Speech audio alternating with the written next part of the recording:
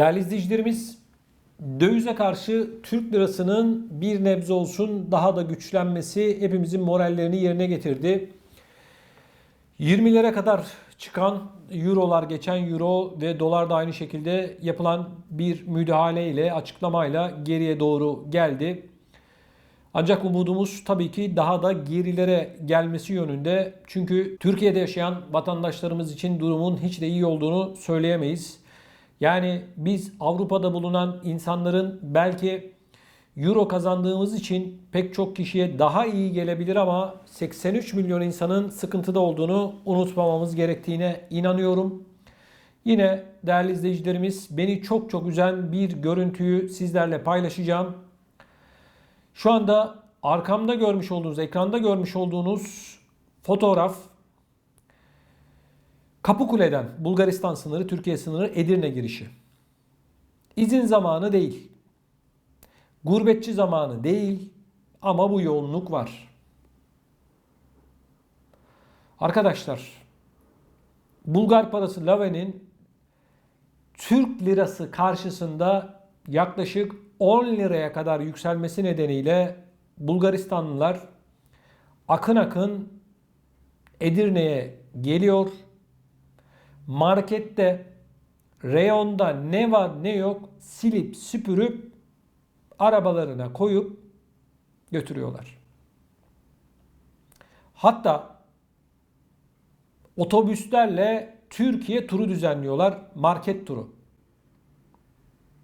Ekranda görmüş olduğunuz otobüslerde Bulgaristan'ın değişik yerlerinden insanlara market turu yapıyorlar.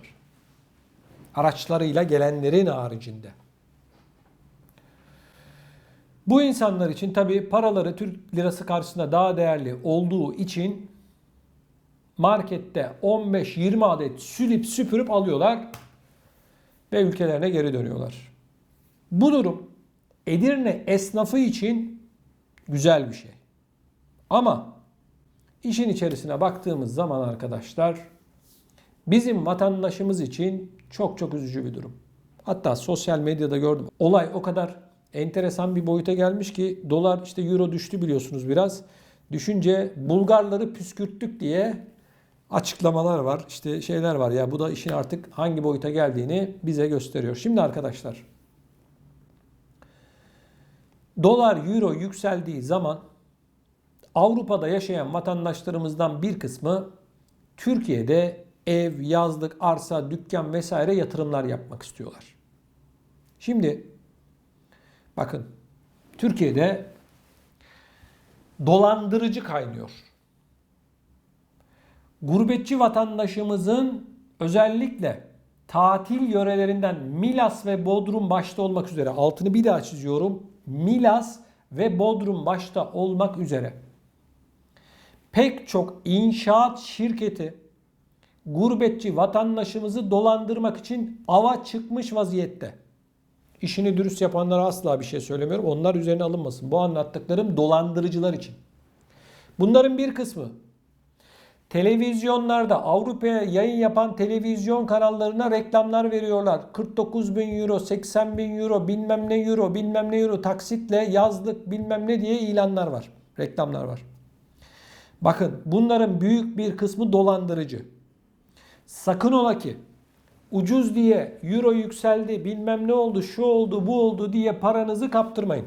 Bunlar yine diyorlar ki havalimanında alıyoruz, uçak biletinizi karşılıyoruz falan filan. Böyle hikayeler anlatıyorlar. Bakın, bunların çok büyük bir kısmı dolandırıcı. Ne paranızı kaptırın ne de bu işlere girin. Eğer bu işe girecekseniz bir avukatla, avukat da tanıdık olması lazım. Avukattan da tokat yersiniz. Dikkat edin. Hepsi için söylemiyorum yine. Bütün avukatlar için değil. İşini dürüst yapanlara asla sözümüz yok. Dikkat edin. Tanıdığınız, bildiğiniz. Pek çok dolandırıcı var. Pek çok hokkabaz var. Lütfen dikkat edin. Gurbetçi vatandaşlarımızın bu noktada uyarmam gereken başka bir yönü daha var. Bakın. Hepimizin e-devlet şifresi var ve e-devlete giriyoruz değil mi?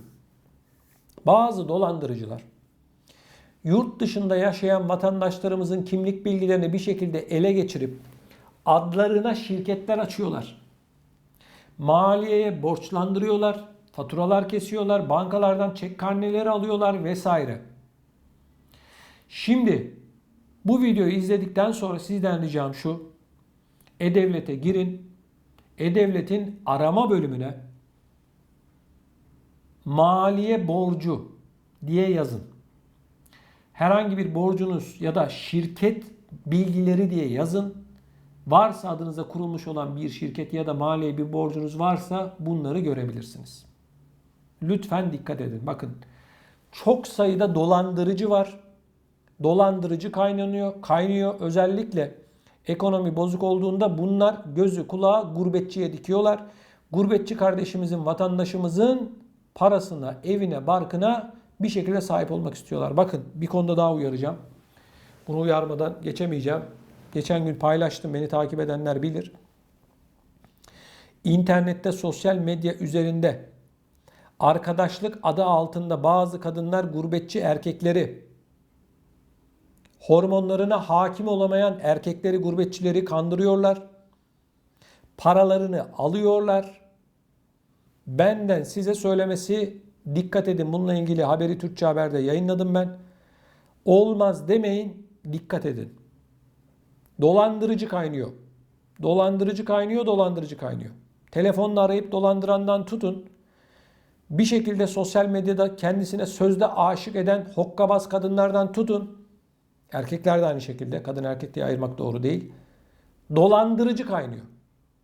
Şimdi size tavsiyem E-Devlet'e önce girin. Mutlak surette adınıza bir şirket var mı yok mu kontrol edin. Ne olur ne olmaz. Olmaz demeyin. Önleminizi alın. Sizden ricam lütfen bu videoyu beğenerek mutlak surette kanala abone olun. Ayrıca çevrenizde kim var kim yok lütfen bu videoyu paylaşın. Bilsinler, görsünler, olmaz demeyin, pişman olmayın. Allah korusun birine denk gelirsiniz, hayatınız kararır. Allah korusun. Türkiye'de derdini anlatana kadar yıllar geçer. Aman, aman, aman diyorum. Dikkat edin.